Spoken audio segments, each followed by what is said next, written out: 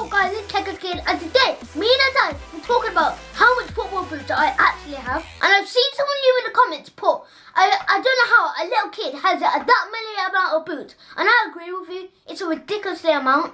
For example, last week I got these boots, that passy here. So here are the Adidas 16.1 pool poppers with the army, with the white and grey army, which look really nice. Unbelievable.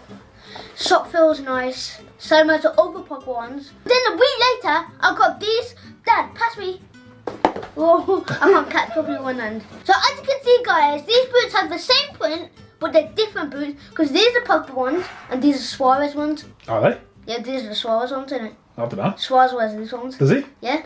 So anyways guys, it's been a year since I started this channel and I've done loads and loads of unboxings. It's just a ridiculous amount. And a lot of you guys have been asking for a football boot collection video, which I'll probably do in the next couple of months. But instead, I thought to myself, why don't I show you guys all the boots that I've unboxed? It's crazy because I've been looking through some of these videos with the dad. Guys, I've grown up so much since last year. Check it out. Woo!